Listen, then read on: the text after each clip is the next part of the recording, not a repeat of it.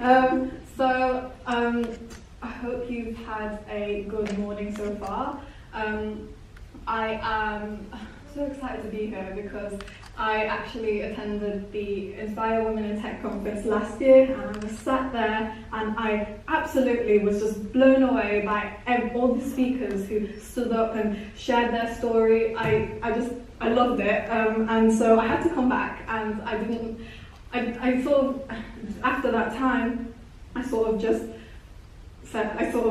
was really inspired by the conference, and I said, I want to one day stand on the Inspire Women in Tech conference stage and give a talk myself. And so a year later, here I am. Hello everyone. And yeah, today I'm going to talk about my journey into tech. I'm sort of in a similar boat to Claire, but I'm still a student. But I'm from a biomedical sciences background. So I'm currently in my final year. I have 3 months left, which I'm so excited about. And I'm also a web developer, blogger, and I help build communities in Sheffield. In Sheffield. And so I do that with a company called Code First Girls. I do that in the hackathon scene with a society in Sheffield called MedTech Sheffield. And I've actually helped out with this event where I do social media. So all those tweets, all those retweets, that's me. Apart from right now. Which actually reminds me, just to remind everyone, we have an amazing Snapchat filter in HR, so definitely use it and just keep smiling, everyone, for the whole day, because photos are going to be taken. And yeah, I actually always wanted to do this, so I'm going to take a selfie with everyone just to tick it off the bucket list. Yeah. So biggest smiles, everyone. I can't see anybody. Cool. Have you, I'm actually very, during my talk, it'll sort of become evident, but I actually love social media so much, so I'm going to do this thing where I tweet and talk. So it's a skill I've learned over the years. So, done? Awesome. So, yeah, I'm going to be talking about my journey today, and yeah, thank you for everyone for coming. I think Rosanna and Claire have already highlighted why we need events like this to happen, because, again, as Claire said, I used the same statistics. Also last night, from the WISE campaign, there's loads of women and loads of people in the industry that are wanting to change these numbers, and these numbers are the 24% women who make up the STEM workforce, and the 17% of women in IT and tech. And you know, as Claire has said, and what's a recurring theme throughout this whole event is tech is the future. It's in every single industry, no matter. Even if you want to like stay away from tech, it's gonna be there. It's the future, you know, and it's unfair for women to be left behind in that future. That's why we're trying to change that number every single year. And because, you know, after all, STEM isn't, and tech is not a man's world. It's for everybody, so everyone should be involved. And I think one of the main aims this conference has, and loads of other similar women in tech events have, is to have these other speakers to see that, you know, if we can do it, you can too. So yeah, I'm going to start with my journey now. So I started my tech journey when I was 8 years old. I was very curious about computers in general, and I used to want to tear apart my computer to see all the insides and stuff. And so I wanted to make my own computer, and so I remember when my dad let me on the computer like for the first time. It was because he told me it's bad for me to go on all the time, but I remember the first time I went on, and then I connected to the internet with like the AOL thing, you know, that like I don't know how to do, yeah, that thing.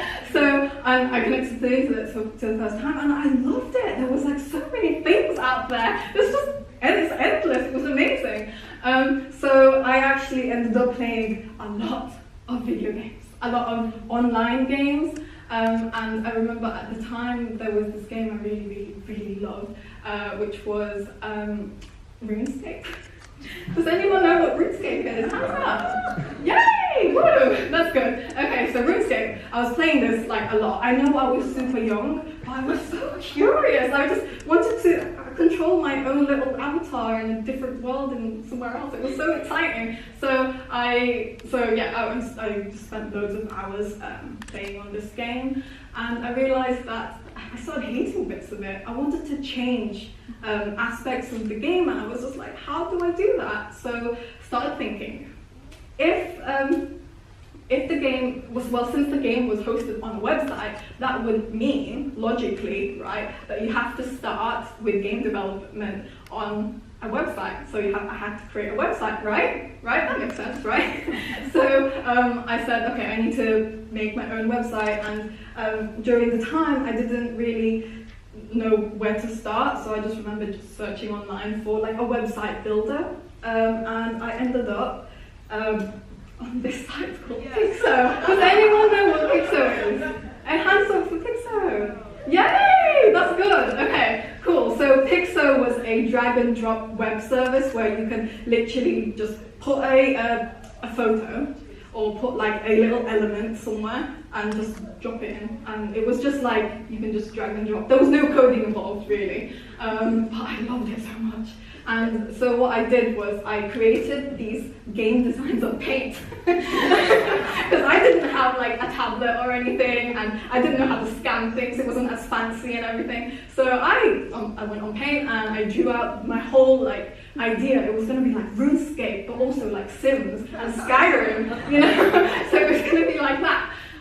So I drew it all up on Paint, and then I put it all on my website, and I was like, okay, now I've got all the ideas out there, how do I make it move and stuff? So eventually I started Googling like coding languages and different things like that.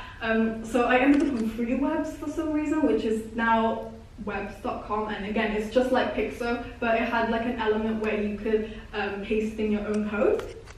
And yeah, and it said, the little text box said, paste your HTML here. And I was like, oh, HTML, what is that? So I started teaching myself HTML and CSS, just honestly trial and error, like being so frustrated with it and then just leaving crying, and then my dad's like, what happened on that? And I was like, nothing, it doesn't matter. And yeah, so I learned HTML and CSS and, until it got to a point where I actually found it fun. It wasn't frustrating anymore. It was, I learned more things, and I didn't have to rely on like websites telling me certain bits of code. I just sort of remembered it in my mind, and I felt like I just felt like a superhero. I was like, wow, this is such a superpower, this is incredible. So I built my first website just locally, and I sort of went over the top with it. So I made loads of different websites, loads of different pages for like little obsessions I had during the time. So it was Disney, it was like anime, it was High School Musical, because everyone had a phase on High School Musical. Don't tell me you didn't, because you did. So I had these High School Musical websites and everything, and I found my own like subdomain, because during the time when I was creating these websites, I was writing updates about them, and I found people online who were doing the same thing, and so we started visiting each other's websites and stuff, and one of them, don't talk to strangers, kids, but you know, it was during the time, it was fine, because I sort of knew that they were my age as well. So one of them, who was my age during the time, like I was 10, they had, their parents bought like a domain, and they were giving out subdomains to everyone, so I wanted to have my own subdomain. And so I had loads of different subdomains on like High School Musical, on like animes, and like on like loads of other different things, and I sort of went over the top with them. I had like different designs for each of them, so I liked to switch it up. So sometimes I had sidebars, sometimes I didn't have sidebars, sometimes I had the navigation on the footer, just to switch it up a bit, you know? So that's what I did, and at the same time I also found Photoshop and PaintShop Pro, where I continued learning how to design things, how to create things, and it went from like game development and stuff to just making these blends. Does anyone know what I'm talking about when I say blends? Yeah, who said yes? I love you, we should talk later. Okay, so I started making these blends, which during the time it was like a big thing where you just got like pictures from the internet of like celebrities or animes that you used to like, and put them together, and it would be like nice and creative. So that's what I did. And then I found, oh, that's not right, but I found my first, during this time I was begging my parents. I was like, please, can I have my own domain? I want paulinenavas.com, please. And I was like 10, and they said, no, that's like buying a virus and inviting it to your computer. And I was like, it's not a virus, it's a domain. It's a domain that I can have my own website. I really want it. But they said no, so I was like, okay, fair enough. But then Namecheap, which is a domains provider, they were doing like, I don't know if they still do it, but they used to do these Christmas contests. And so if they would tweet a question, and then the first person to answer that question correctly would get like free credit to buy a domain. And so I spent like most of the days leading up to Christmas just being like, oh, I didn't get it. Oh, I'm going to keep trying again until I did. And then I got my first domain, and I went from just updating these game ideas to like making random websites with all these graphics to starting a blog. And so these are my first blog entries, and they're really embarrassing. They're really embarrassing. But so back then I didn't know how to spell, and I would thank every single person every single day of like, even the littlest thing they helped me with. I would write a whole blog post about how thankful I was for them.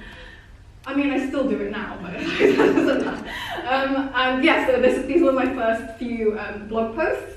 And so as you can see, I still had, so I had this one domain where I put all of my creations, all of these blends and PNGs and coded layouts for people to like try out and everything, and have on their own website. And I started getting a lot of views for it, and I started getting loads of comments, people saying like, oh my gosh, this is amazing, I'm going to use it too, and stuff like that. And it really felt great, because like just a few years ago I didn't even know any of this. I wasn't skilled up, I didn't know how to code, I didn't know how to like write on the, I still didn't know how to write on the internet, but you know what I mean. So I love that. So I was really, really, really proud of what I made when I was younger. So I used to go, I went to school, and I remember running around the playground, and I was like, I made this amazing website, I want you to check it out. Loads of people are looking at it and they think it's amazing, and I'm really proud of it. Like, you should look at it too, so you could try it yourself. So what I used to do was, I had like card paper, and I used to like walk around and, I'm trying not to trip here, so give me a second. So I used to have these pieces of card paper, and I cut them out and wrote my URL on them. And I used to be like, hi, here you go. Here you go. So yeah, and then they would open it up, and it would have my blog URL. And then they'd be like, wow, that's amazing, cool, awesome. So that's the initial reaction I got, like, awesome, great. And then I went on my blog that night when I went around like handing out all of these little like cards of paper that had my URL. And when I got home, my blog was filled with comments, mean comments from people at school that said, you were such a nerd. Who do you think you are, like, making this? And like, they were like, how you are online isn't how you are in real life, and it's just like, you're just so fake, you're trying to impress people, you're trying to impress boys. Like, why would they be impressing boys? Like, I don't care, I was like 10, I don't care, I don't know. And yeah, and I got loads of shit for it, you know? And I hated it, I didn't know what to do. I remember like, there was this one time, I just continued, I went into school and I continued with my everyday life at school, and there was this girl during lunchtime, and I sat down, I sat down during lunchtime by myself, and I had this idea when I was daydreaming in the middle of my class of a website design. So I drew it out, and I was like really into it. I was like, yeah, I'm gonna have a sidebar here and a sidebar there to like switch it up a bit, you know? And then this girl came up to me, and she was behind me, and she was like the biggest bully, and she like took the piece of paper, and then she was like, Pauline, what are you doing? Like, that's so sad, you have no friends, you know, everything you're doing is just so sad and awful. And she ripped it up in front of me, like my whole wireframing. Does she not get that? You know what I mean? And I didn't know what to do. I felt so upset, and that night after I got home, I deleted all the websites I had and made I made a new one, but I completely went anonymous. So I got rid of my name, and you couldn't figure out it was me. And I just did that. I continued to do it in the background, but in school, whenever people would ask me about it, I would be like, no, I don't do that anymore. Yeah, that was really sad, wasn't it? Because I just sort of wanted to fit in. And so, but deep down, I still really wanted to do it, and I was still doing it like at home. And it got to GCSEs, and I had to pick my GCSEs, and there was one GCSE I really, really wanted to do, and it's computing. So I was really scared, and I remember I ticked it, and then I rubbed it out, and then I ticked it again, rubbed it out, and they said, and then I finally decided to just do it. And whenever people would ask me what GCSEs I would do, I was like, I'm doing art, I'm doing drama, I'm doing business studies, I'm doing geography. And then people would be like, but you don't like geography. I'm like, people can like geography now, can't they? Gosh, leave me alone. But then I went to computing, and I remember walking into my computing class, and I was so scared. I was so anxious, and I remember walking in, and it was a group of boys, no girls at all. And I just walked in, and everyone was staring at me, and there was this one kid who said to me, are you in the wrong class? Textiles is downstairs. And I was like, okay, I'm just gonna sit in the corner and just pretend I'm not here. So I was in the corner of the room, and I was just by myself. Every single time I had to go and have a lesson, I just sat by myself, away from everybody else. And whenever I asked for help with my code, all the boys in my class would be like, oh my god, that's because like she's dumb, she doesn't know what she's doing, she shouldn't even be here. So I was like, okay, fair enough, whatever. And I continued because I had such a huge passion for coding. I had such a huge passion to know more about computers, know more about computing and the tech field. I just didn't know at the time that it was going to make such a big impact on me, like longer term. So I just continued, and I ended up getting the best grade in that class. So I'm just gonna say, so I was so eager to learn more about coding, about tech, that when it came to my A-levels, I said to my mom, I was like, okay, I'm going to pick my A-levels now, and I said, okay, I want to do computer science, and she was like, computer science? Do you just want to fix computers for a living? And I was like, actually, maybe I do. Maybe I do. And she was like, no. She comes from I'm from a very traditional Filipino background. So she was like, she works in healthcare, and she was like, nope, I've made up my mind, you're going to be a doctor or a doctor. Okay? So you have two choices. So I'm being fair.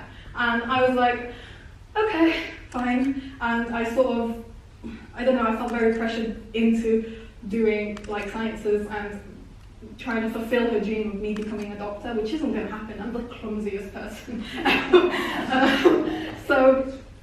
So yeah, and she just said to me, like, just do it. And so I picked my A-levels. I picked biology and chemistry and sociology. So my bio and chem was needed. I needed 2 sciences to do medicine in a degree level. And so I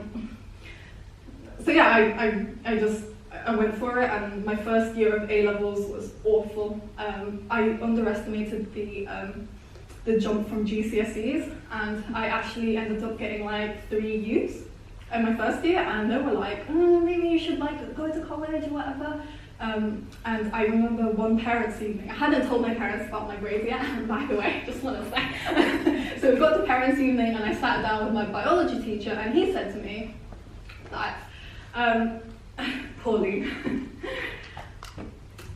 there are some people that are simply good at harder subjects like STEM. There are some people who are good at science, and some people that just simply aren't good at science. And truthfully, I don't think you are. And I was like sat there, completely in front of my parents, by the way, which made it worse. I was just sat there like, okay, what do I do then? What do I do? Do I go downstairs and learn textiles? I don't even like sewing or any of that. And I remember feeling so awful, because if I can't even do science, if I can't like learn something I actually did enjoy learning about, then I can't even do like tech. I can't code. So all my code was probably BS, you know. It probably didn't make any sense or anything. So I just felt really lost, and I didn't know what to do.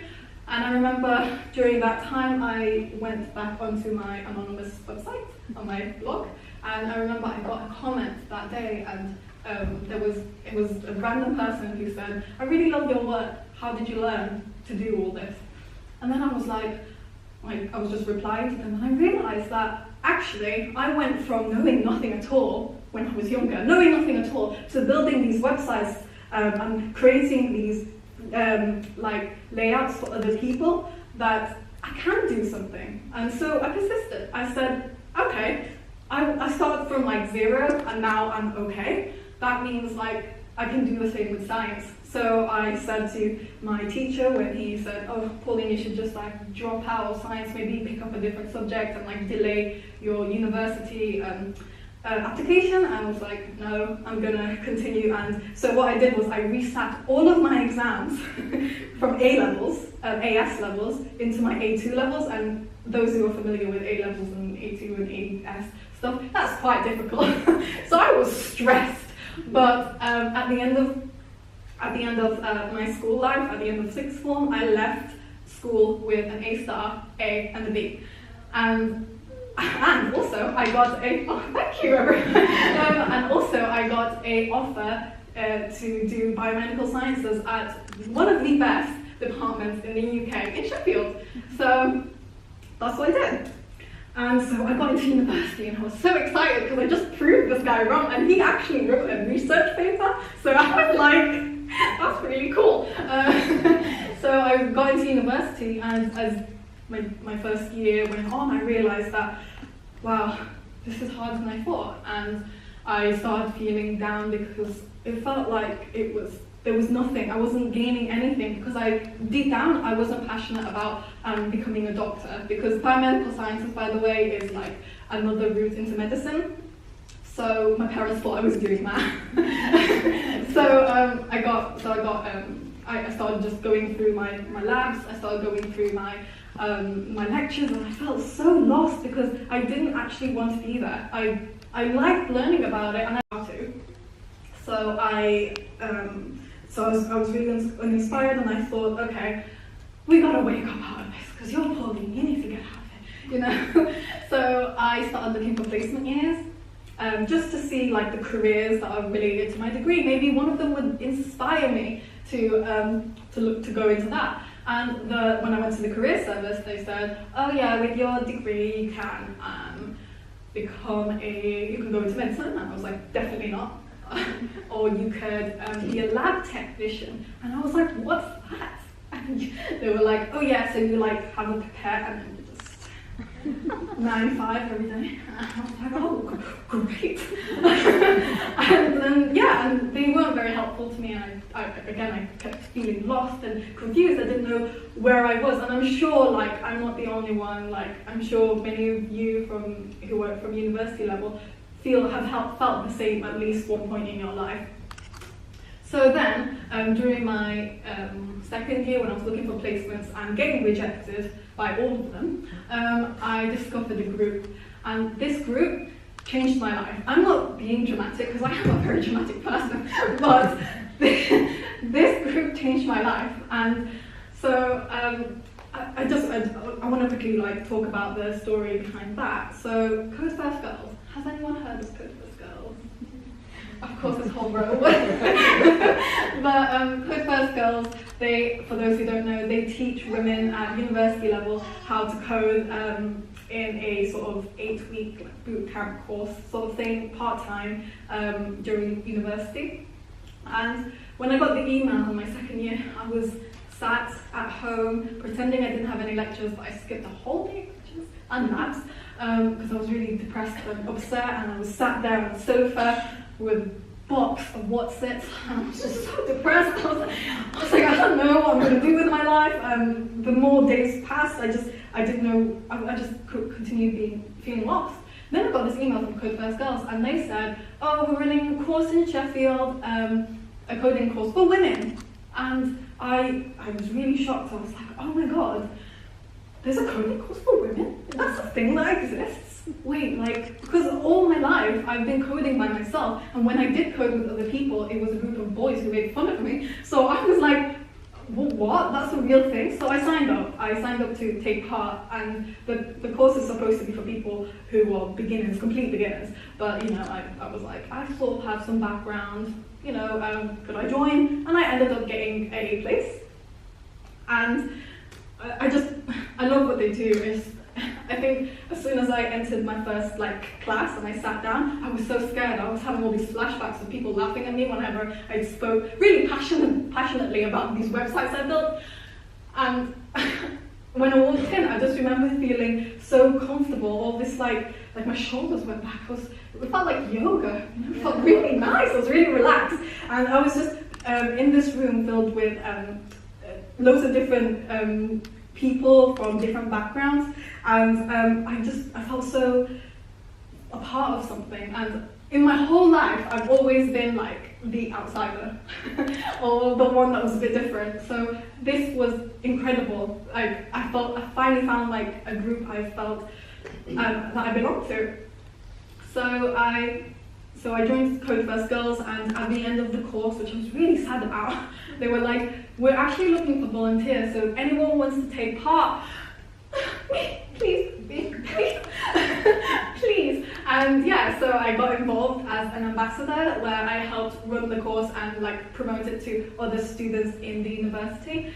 And then after that, I started teaching it because I had a background with, you know, my self-taught background, but then I also learned from the course. So I just gave back, and I started doing, I've done that now for the last 2 years, and I've loved it. Every second of it, every single group I've worked with, they're all different, they're all creative and just really inspiring, and they really honestly gets me up in the morning. I'm not even kidding. It's just such a great group, and I'm so glad that I found it. And so I felt really inspired again in 2016 in like the spring semester. Felt really, really inspired, and I was like, all these girls have come from different backgrounds, from arts, from humanities, from non-STEM subjects, and they went into this course like, yes, I want to learn how to code because it's going to be beneficial to me one day. I was so inspired by that. I was like, this whole time I've been putting myself in this little box where I've said, no, I can't go into that because I'm supposed to be doing science. When I was looking for placements, I was only looking at science ones because, I mean, I'm a science student, right? That makes more sense. But I was so inspired by everyone, all those students in there who said, no, I want to like go beyond my degree because I can. And I was like, okay, I want to be exactly the same. So when I was looking for placements, I found a placement year at the University of Sheffield. It was like their first placement student in a communications role. And I signed up, and when I sat at the interview, normally all the interviews I've had so far, I would tell them about my science degree, and it would be very science-based. I mean, it has to, you have to tailor your interviews. But whenever they asked me, like, so what do you do in your spare time? I was too scared to tell them how I love building websites, how I have a blog, because I was scared that they were going to laugh at me. But this time, after being so inspired by these Code First Girls students, I was like, yeah, you know what I do? Do you want to know what I do part-time? Do you want to know? So I gave a talk similar to this one during interviews, and I said, I code websites, I do loads of blogging, and I actually run this coding course that's happening at Sheffield Uni, and I do this. I got very passionate about it, and they were like, wow, that's incredible. And then come August 2016, I secured a placement, but it was a placement that wasn't that was very different to all the other people in my group who took placement years. They all went to labs and they all worked for Pfizer. They all worked for Pfizer. But I stayed at uni and I did a communications role where I learned so much. It was very diverse because it was their first placement season, so they sort of was like, yeah, you make it your own. So I did loads of work in marketing and communications. I did lots of work in learning and teaching, in I'm trying to think what else did I do. Oh yeah, I did loads of things with tech, because one of the main things that they loved about my interview was the fact that I was very technical. So I ended up, because I could make it my own, I did loads of web development projects. And it was really nice because I was exposed. That was the first professional experience I had with coding, And so I did loads of web development projects for different people in the faculty I worked at, and I started getting this making a name for myself in that faculty, to the point that I was juggling so many projects because so many of my team were leaving to move on to other things. So I was juggling loads of projects, but someone else in the faculty was like, but you can make this website for us, it's for a research project, please do it. So I was like, okay, because I've never done that before. It's awesome, I love coding. So my whole placement year really opened my eyes to all the different jobs there is out there. So a tech job isn't just in the tech field, but tech, like I said earlier, is at the center of everything. It's in higher education, it's in further education, it's in healthcare. So I was very inspired, and I think it sort of just clicked at that point, because before then I was just like, you can only be a doctor or a lawyer or a teacher, and that's it. But this my whole placement year opened doors for me, and I just loved it. So I had a really good placement year, and during my placement year actually I got involved in the hackathon scene from the founder of Hack Sheffield. So I didn't even know what hackathons were, but he got in touch with me because he read one of my blog posts about Code First Girls actually. So he started talking to me about the problem with hackathons, how it's not as inclusive as it could be, and I was so inspired by how he opened up the wider hackathon community to me, and he kept talking to me about the wider community, and I hadn't really thought about that. I was just like, oh yeah, Code First Girls is the thing that we do, but I didn't really think beyond it. But he really opened my eyes to that. So I started the project. I was like, okay, we're going to turn Code First Girls, the course, into more of a community feel. So how did I do that? I invited women from the industry into the courses, and they would talk about their journeys like this, because like I said, you can't be who you can't see. So everyone will be looking at these incredible women doing amazing things in the industry, and just absolutely incredible, and they'll be sat there like, wow, I can actually take something from this course, all these coding skills I have, and apply it to the tech field or apply it elsewhere. And another thing we did was I organised loads and loads of group trips to different women in tech conferences. So this photo was actually taken from last year's Women in Tech event, and you can see we had so many different students there, and it was just incredible. We all had such a great day.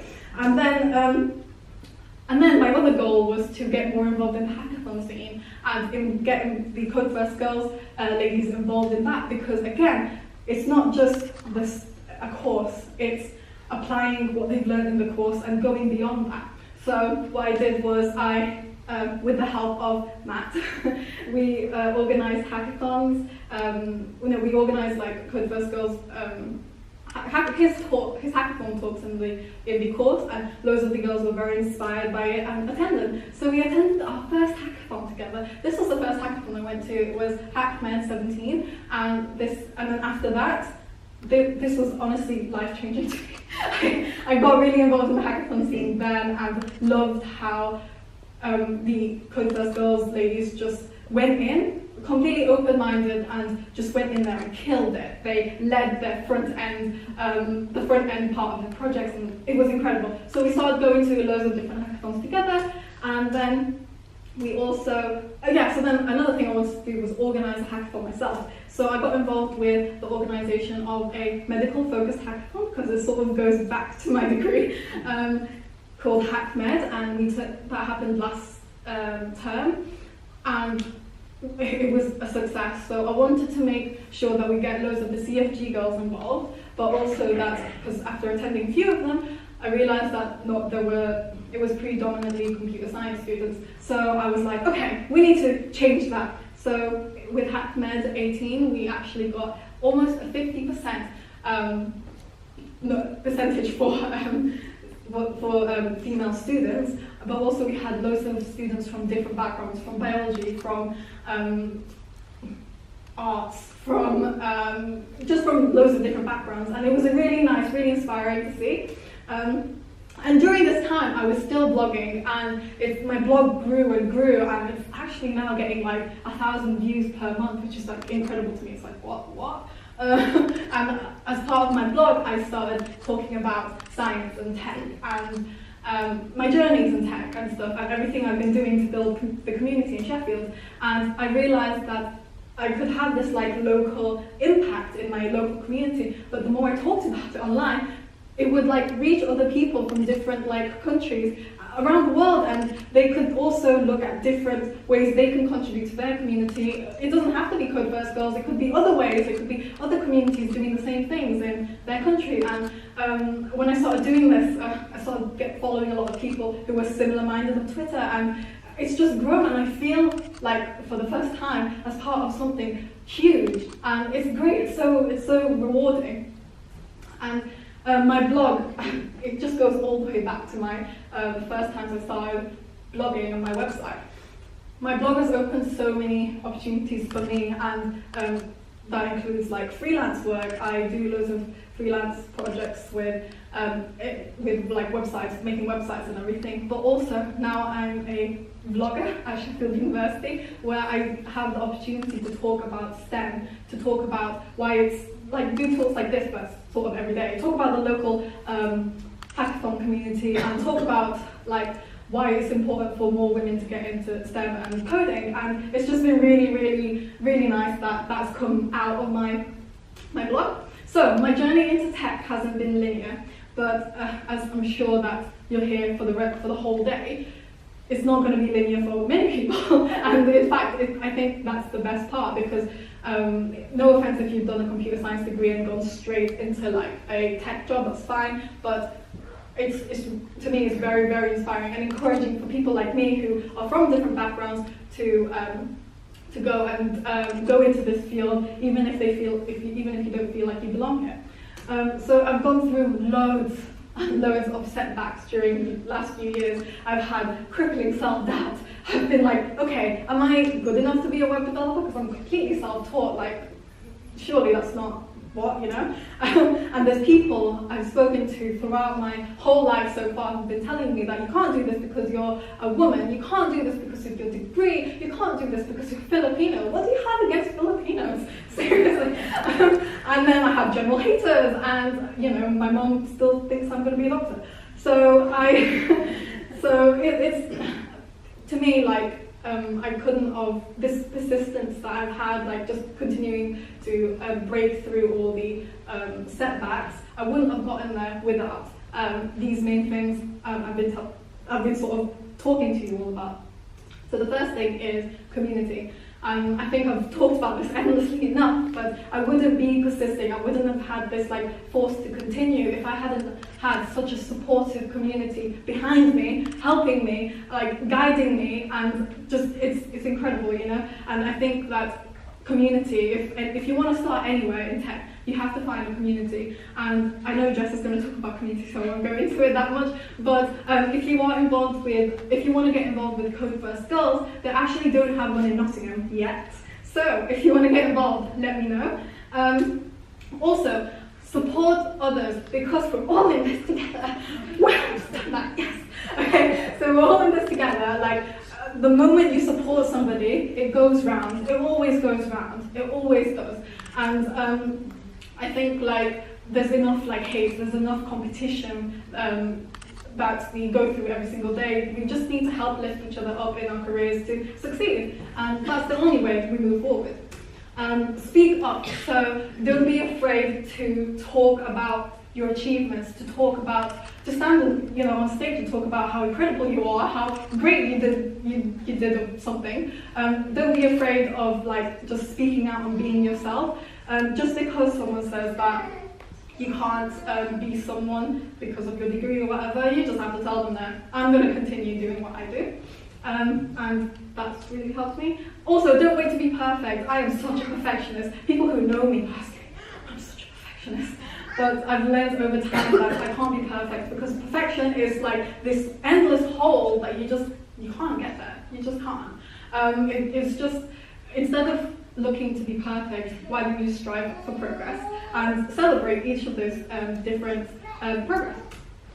And yeah, like I said, don't be afraid to be different, because like I saw in Hackman 18 this year, being different, coming from a different background, gives you more of an edge. You have more of a creative mind to solve a really important problem in like healthcare, which is what Hackman's all about. And I saw it firsthand, and after that, I've been unapologetically myself. I've been like, okay, I'm going to be me. I'm going to tell everyone I do biomedical sciences, I do web developer stuff, and I'm completely different. I'm not like the usual computer science students, but I'm here. So, oh, that's not it. So, if you too long didn't listen, just persist. So who's seen Moana? Awesome. You know when Moana was like trying to return the heart of Tafiki? Yeah? I want you to do that today, next week. I want you to continue persisting despite her setbacks, despite Maui bailing on her. She continued. And this is just a quote, just to sum everything up. Persistence is like a genie that creates magical force in your life, and I genuinely believe that. So use that force to propel yourself to keep breaking boundaries, and whether that's applying to a tech job or applying to something you weren't so ready for or not so qualified for, go for it, because you never know where it'll take you. Thank you.